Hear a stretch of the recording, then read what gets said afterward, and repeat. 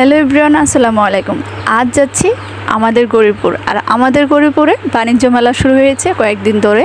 তো আজকে যাচ্ছি যে বাণিজ্য মেলাটা কীরকম হচ্ছে, কীরকম জমজমাট হচ্ছে সেটাই দেখার জন্য। অলরেডি অনেক ভিডিওতে দেখেছি খুব জমজমাটভাবে চলতেছে। আসলে প্রতি বছরই আমাদের গরিপুরে এই বাণিজ্য মেলাটা হয়ে থাকে, সব জেলাতেই কিন্তু এই বাণিজ্য মেলা হয়ে থাকে। তবে আমাদের গরিপুর বাণিজ্য মেলাটা খুবই সুন্দর হয়ে থাকে। তো সেটাই তোমাদের সাথে শেয়ার করবো। প্রথমেই বাড়ি থেকে বের হয়ে কাঁচা রাস্তা দিয়ে আসলাম। দেখতেই পারছো কত সুন্দর, আসলে গ্রামের পরিবেশটা অনেক সুন্দর হয়ে থাকে। তো এক পর্যায়ে অটোতে উঠে আমাদের এই তো দেখতেই পারছো মোড়ের অবস্থাটা, মোড়ের ভিউটা কিন্তু অবশ্যই গরিপুর চলে আসলাম। আর গরিপুর পশ্চিম বাজারের পাশ দিয়ে একটা রাস্তা গেছে, আসলে ওই রাস্তাটার নাম তো আমি জানি না, কিন্তু ওই দিক দিয়ে যাই দেখলাম বিশাল বড় অ্যারেঞ্জমেন্ট করা বাণিজ্য মেলা। আসলে আমি দেখেই খুব অবাক হয়ে গেছি যে এত সুন্দর করে সাজানো গোছানো, এত বাণিজ্য মেলায় ঢোকার জন্য কিন্তু টিকিট অবশ্যই কাটতে হবে। তো টিকিট কেটে নিলাম 20 টাকা দিয়ে।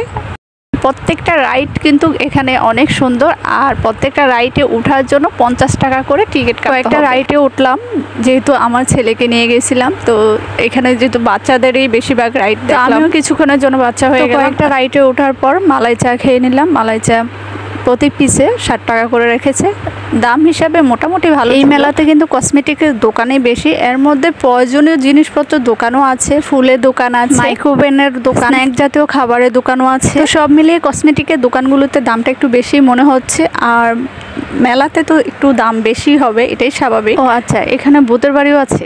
যাই হোক, ভূতের বাড়িতে গেলাম না, আমার হাট অনেকটা দূর। এই খাবারটার নাম কে বলতে পারবা? এই যে মুখে নিলেই মুখ দিয়ে ধোঁয়া ছুটে, এই খাবারটা কিন্তু একদম মজা না। এই খাবারটা শুধুমাত্র মামা বিস্কুট দিয়েই বানানো হয়, এটা একটু মজা না, শুধু টাকাটা লস। যাই হোক, ফ্রিতে কিন্তু আমি একটু সেজেও নিয়েছি। এটা কিন্তু কি সুন্দর করে আমার হাতে মেকআপ করে দিচ্ছে। এই মেকআপটা নাকি অনেক সুন্দর করে মুখে বসে থাকবে। তো আমার কাছে দামটা বেশি মনে হতে আমি আনলাম না। তারপরেই আরেকটা দোকানে চলে আসলাম, আর এই দোকানে দেখলাম একটা সংসারের সব রকমের জিনিসপত্র রয়েছে। তো এই তো দেখতে পাচ্ছ, এটার নাম কি আমি নিজেও জানি না, তোমরা যদি জেনে থাকো অবশ্যই কমেন্ট করে জানাবা। আর এটার দাম রাখছে আমার কাছে 150 টাকা। এটা কিন্তু দেখতে অনেক সুন্দর দেখা যাচ্ছে, তাই না?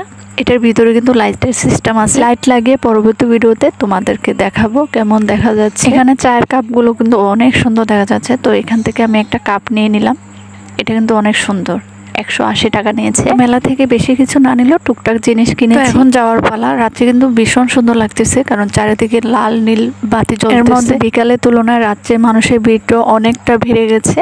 তোমরা দেখতে পাচ্ছ মেলাটা কিন্তু আসলেই অনেক জমজমাট হয়েছে। আমার কাছে তো ভীষণ ভালো লেগেছে।